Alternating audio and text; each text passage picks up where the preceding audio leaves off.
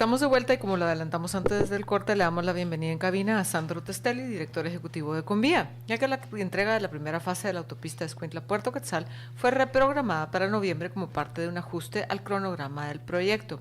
Esta obra contempla nuevos pasos a desnivel, puentes y conexiones que buscan mejorar la movilidad hacia el principal puerto del Pacífico. Bienvenido, Sandro, ¿cómo estás? Hola, Luisa, muy bien, ¿tú qué tal? Buenos días a todos, buenos días al auditorio. Gracias, Sandro. Bueno, nos pasamos meses con una incógnita, quejas de los radioescuchas, de que no veían que la obra avanzara, que el Estado no respondía, en fin, pero entendemos que ya lo pasado, hubo una negociación que habría que explicarla en qué consistió y qué podemos esperar de esta primera APP Escuintla-Puerto Quetzal. Pues sí, como bien dices, Mariano, ha sido un proceso intenso, recordando que el proyecto viene desde 2018, el proyecto ha pasado por distintas fechas y distintas épocas interesantes, realmente recordando al auditorio que el contrato se firmó en el 2018, recibimos, la licitación se dio en el 2018, la firma del contrato se da en el 2022, se inician los trabajos en el 2024, ¿no? Entonces todo este desfase de etapas y de procesos y de estructuras nos llevó a donde estamos. Creo que estamos en un proceso sumamente interesante en donde hay una coordinación con autoridades, en donde el CIB y la ANI, a través de todo lo que han sido estos procesos de conciliación y de andamiaje hacia el expediente en el sentido de la realidad que ha sido, la realidad en donde nos ubica que el proyecto se entrega en etapas, y que vale la pena recordar que siempre el proyecto estuvo diseñado en etapas, ¿no? Esto no es algo nuevo dentro de la estructura propia de lo que se firmó en el 2018 y de la estructura que hoy en día tiene el contrato, en donde estas etapas se redefinen derivado del proceso de las interferencias. Ves que hemos platicado que había habido un proceso interesante de interferencias en el sentido del proceso natural que demandaba el finiquitar o el procesar estas obras con las distintas especialidades en tiempo y forma. Con el proceso de las interferencias y con la conciliación que hicimos con las autoridades, el resultado de esto fue que el proyecto se entrega en etapas. La primera etapa es ahorita noviembre. ¿En qué consiste la primera etapa? ¿Hasta dónde? Sí. La primera etapa consiste del kilómetro 63 al kilómetro 98, en donde vamos a entregar en noviembre las dos troncales, que se define como troncales, carriles norte, sur y sur-norte. Vamos a entregar también zona de garitas y también algo bien importante, ahorita que mencionabas el tema de los avances, mucho de la obra que se ha realizado y que fue todo un reto, fue toda la obra hidráulica. Hicimos más de 400 obras hidráulicas a lo largo y transversales incluso que tuvieron una interacción importante con la autopista, el número muy relevante, 400. Se hicieron grandes bóvedas en la parte del Oasis, se hicieron grandes bóvedas en la parte de Limoncillo. ¿Estaban en el contrato original o se tuvieron que incorporar posteriormente? Muchas se tuvieron que rediseñar. A final de cuentas, los gastos hidráulicos que habíamos identificado de inicio y los gastos reales que se vieron ya a la hora que estábamos realizando el proyecto eran distintos. Y sí hubo procesos que dentro de la misma identificación de los trabajos se tuvieron que hacer adecuaciones. Y parte de todos estos procesos que a final de cuentas, Mariano, yo te diría que son hasta naturales. Yo no sé si te ha pasado que cuando cambias tu cocina, hablas con el arquitecto, te da un presupuesto y a final de cuentas el presupuesto nunca se le atina y nunca se da ni en tiempo ni en presupuesto, ¿no? Pues digo, una obra de esta magnitud no está ajena precisamente a todos estos procesos. Y lo que permite el contrato, y que es parte también de una referencia muy interesante, es que el contrato permite precisamente dentro de su marco jurídico y de su normativa el hacer estos procesos en alineación con los stakeholders que firman el contrato, que básicamente es el Ministerio de Comunicaciones, Convía y la ANI. Hiciste referencia a la conciliación que hicieron y a las nuevas condiciones en las que están. ¿Qué obtuvieron ustedes para que poder seguir avanzando con la obra? Muy interesante la pregunta. Se definieron dentro de esta conciliación 3 puntos muy relevantes dentro del proceso. Uno fue la coordinación y entrega de proyecto, en donde se redefine el programa y se definen las etapas. El proceso de las interferencias, en donde sí hay, yo te diría, una coordinación y vemos dentro de este proceso que sí ya toda la parte ministerial está presente dentro de todo lo que es la parte de los postes, por ejemplo. ¿A eso te refieres con interferencias? Así es. Interferencias yo te diría que son, interferencia la más importante son los postes, sin duda. De la distribuidora de energía eléctrica. Es que hay que decirlo Y a hay que decir trocitos porque eran. mucha gente está preguntando eso, de a qué te refieres con interferencias. Algunos consideran que son interferencias de la burocracia que te impide avanzar con la obra. Pero aquí estamos hablando de los postes de la distribuidora de energía eléctrica que se negaba a mover, porque originalmente el Estado ocupó espacios del derecho de vía. Así es. Sí, correcto. Bueno, hacemos la aclaración, si las interferencias son cuestiones disruptivas que no nos permiten tener un avance del programa. El principal, pues bueno, son los postes. Te diría que el segundo en importancia es el circuito portuario. Recordando las fechas que te mencionaba, en 2018 se diseñó un proceso de interacción con el circuito portuario. Obviamente hoy ya con la injerencia del gobierno de Estados Unidos y con toda la ampliación del puerto, estamos haciendo una redefinición y una coordinación importante para ya no hablar de un proyecto carretero y un proyecto portuario, sino hablar ya de un gran proyecto logístico que es parte de la inercia que se pretende con este proyecto para el desarrollo de la zona sur del país. Una de las cosas que le interesan mucho a los guatemaltecos es cuando esté realizada la obra en su totalidad, pues está funcionando la Palín-Escuintla, este es el tramo Escuintla-Puerto Quetzal. Ya cuando todo eso esté, digamos, resuelto, ¿cuánto me voy a tardar yo como usuario yéndome de acá, de la capital, al puerto? No, sería una excelente visión país en el sentido de tener una propuesta vial de esa magnitud. Mira, yo te diría que ahorita la referencia que tenemos, que te la puedo dar de la Escuintla Puerto Quetzal, es un diseño de una autopista de altas especificaciones. Hoy en día esta primera etapa podrá circular entre 80 y 100 kilómetros y ya cuando el proyecto esté listo, pues tiene velocidades promedio hasta de 110 kilómetros por hora, ¿no? O sea, porque cuando funcionaba en óptimas condiciones Palín-Escuintla, y la de Escuintla Puerto Quetzal no estaba tan deteriorada, realmente las personas se hacían al puerto una cantidad de tiempo razonable, digámoslo así, ¿no? Una hora y pico, 2 horas a lo sumo. Hoy estamos haciendo tiempos enormes. Yo creo que ya muchos ya ni recuerdan cuando antes se transitaba eso de Uno una forma expedita. En la mano en 1 hora y media. En tiempo. Porque yo sé, pero en tiempo promedio, transitando, digamos, a una velocidad segura, podremos llegar a los tiempos de antes. No, sí, la verdad es que con estos proyectos, y lo interesante también, cabe la pena mencionar, es que son proyectos a 25 años. Entonces realmente no es que estemos viendo un proyecto que hoy te entrega una calidad y en 2 años ya la calidad es muy distinta, sino que este proyecto lo que permite y lo que le da y lo que le ofrece al usuario es una permanencia del activo en situaciones y en niveles de servicio óptimos por la vida del proyecto, ¿no? En este caso 25 años, ¿no? Y llegando a las velocidades, pues sí, sin duda creo que el proceso que vivimos de la Palín-Escuintla y que hubiera sido una fórmula muy interesante en haber podido ligar una Palín-Escuintla, un Escuintla-Puerto, el poder tener una... Sí, porque ahora el peligro es que se nos arruine el primer tramo. Sí. Exactamente, sí, ¿no? Bueno, eso es parte precisamente de las prácticas que estamos teniendo y creo que el gobierno tiene esa visión de ver y derivado de esta premisa que ya es una premisa tangible, el primer APP de Guatemala, creo que se pueden abrir algunas premisas adicionales para no nada más tener lo que pudieran ser contratos de largo plazo. Hemos platicado con las autoridades respecto a los contratos de corto plazo de mantenimiento, reconfiguración y operación, que son contratos que permiten el reconfigurar activos actuales y mantenerlos bajo ciertas premisas de indicadores. O sea, hay esperanza de que todo.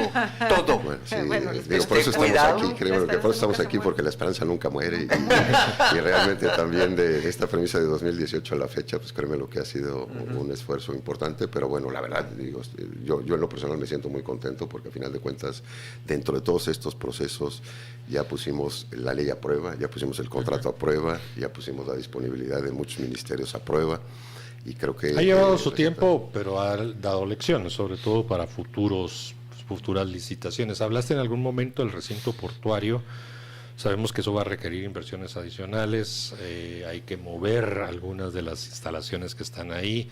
Se incorpora el Cuerpo de Ingenieros del Ejército de los Estados Unidos. La semana pasada tuvimos al Ejército de Guatemala hablándonos de la posible rehabilitación del tramo ferroviario. En fin, como que se está moviendo mucho. En perspectiva, estás hablando que al kilómetro 98 podría estar en noviembre de este año. ¿Qué viene después viendo hacia futuro y la integración de lo que está sucediendo? Yo te diría que va a ser un desarrollo por los próximos años. El proyecto es un proyecto vivo, derivado de todo este proceso de lo que son el acceso a derechos de vía, la definición de la portuaria, el poder ya establecer la localización y muchos de los predios que se necesitan para los distribuidores, en fin. Yo te diría que vamos a ver una obra en continua construcción por los próximos 4 o 5 años, sin duda. ¿Y eso incluye las laterales hacia la parte de la carretera vieja, hacia Mazahua? Sí, exacto. Porque entiendo que, sobre todo acercándose ya al puerto, ahí había algunas dificultades, ¿ya fueron resueltas? Bueno, es parte precisamente de lo que se está readecuando. La premisa y la propuesta que se nos dio en el 2018, precisamente en ese punto en lo particular, creo que ha tenido cambios importantes en la zona y sí ameritará el hacer un análisis ya englobando todo lo que es este impacto logístico en la zona y que los diseños tanto de la autopista como del puerto pues tengan una comunión natural. Pues la verdad es que nos alegra mucho que la conciliación haya dado buenos frutos. En algún momento estábamos un poquito preocupados por el avance de la obra, pero vemos que ya echaron a andar, están todas las máquinas, están todas las personas ahí. ¿Cómo les está afectando en la entrega, por ejemplo, el clima? ¿Van a aprovechar ahorita que hay canícula? Si llueve, ¿se les atrasa? Las preguntas que hacen toda la gente, ¿verdad? Que si llueve, se van a atrasar. Bueno, sí, obviamente traemos un programa. El programa sí tiene ciertas variables que las tenemos consideradas para el tema del clima. La zona sur pues es una zona muy húmeda, con lluvias importantes. Afortunadamente este año nos ha ayudado, que ha sido un año seco. La canícula sin duda la vamos a aprovechar. Hoy en día tenemos cerca de 40 frentes activos, tenemos 6 plantas de asfalto, tenemos 7 empresas importantes que están respaldando los procesos.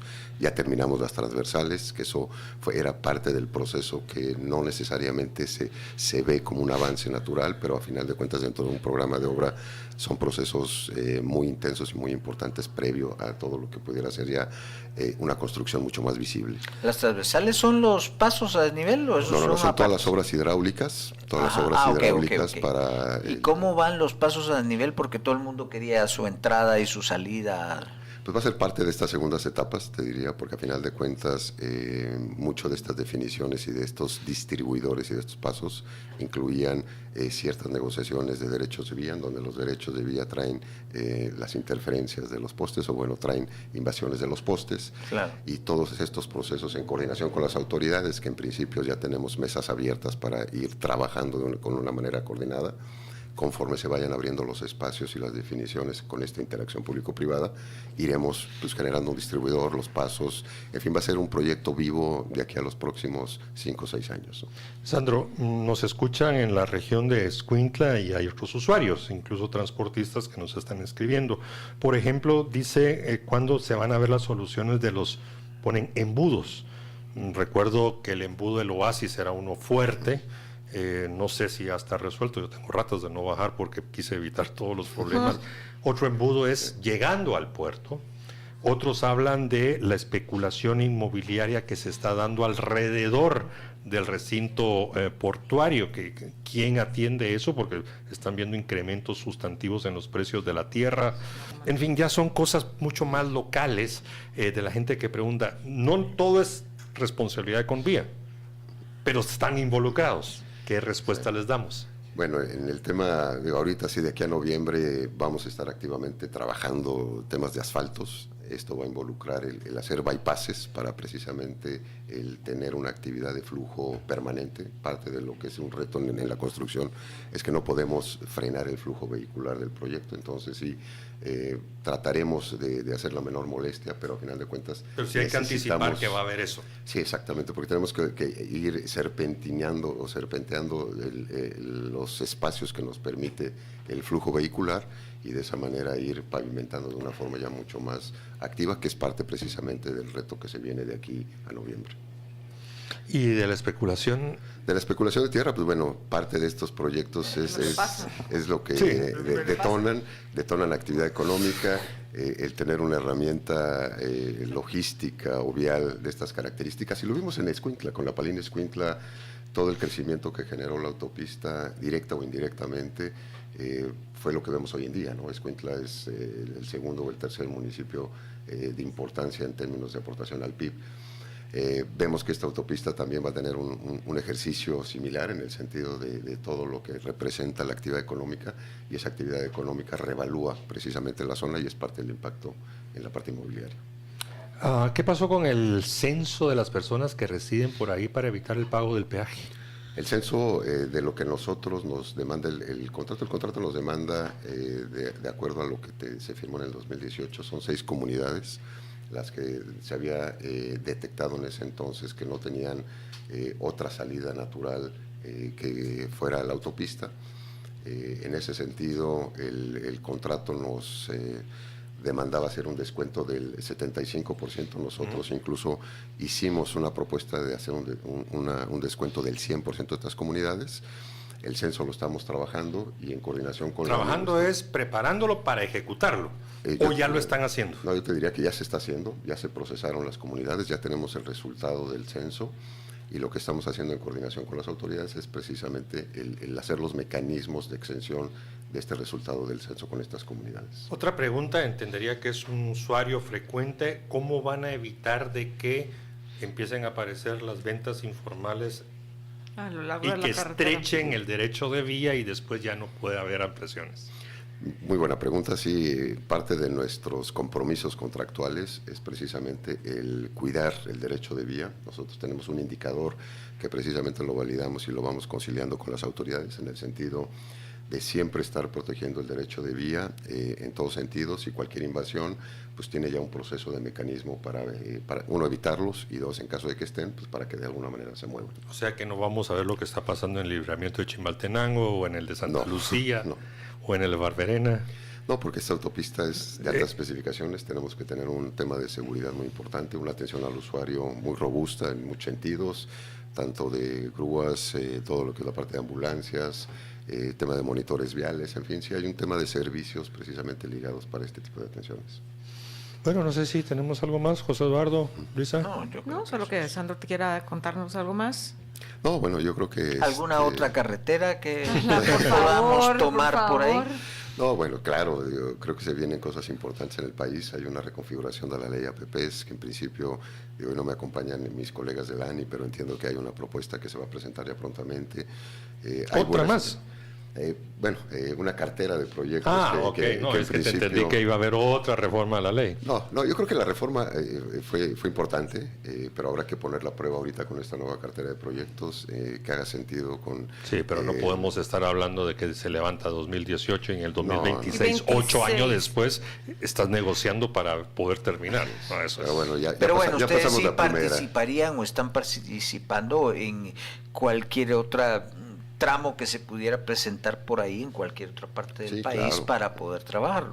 Sí, vaya, Marlos en sus 70 años tenemos grandes experiencias en otros países, en grandes proyectos. Sí, sin duda, si existe un marco normativo, si hay un esquema bancable, porque todos estos proyectos requieren de un componente bancable, y si hay una premisa de una propuesta vial que haga sentido, pues sí, sin duda la vamos a analizar, y en Guatemala estamos muy contentos, llevamos más de 30 años aquí en Guatemala. y sin duda vamos a seguir madurando ya parte de la estructura que tenemos y seguirla creciendo de acuerdo a las Bueno, y oportunidades. además Guatemala y México son tan parecidos que ustedes ya conocen el ambiente en uno y otro lado perfectamente. O sea Sí, que- no, claro, ya nos hemos chapecinizado cada Sí, vez más claro. y sí, sin duda un mercado objetivo. Eso será claro. conversación de otro momento, mi estimado. Bueno, hemos conversado con el director ejecutivo, ese es tu cargo, ¿no? Director ejecutivo de Convía, responsable del desarrollo de la primera APP, Escuintla Puerto Quetzal, Sandro Testeli. Hasta la próxima, gracias. Gracias, Mariano. Gracias. Vamos rápidamente al Gracias a corte, todos. nos extendimos un poquito, pero tenemos que recuperar varios temas.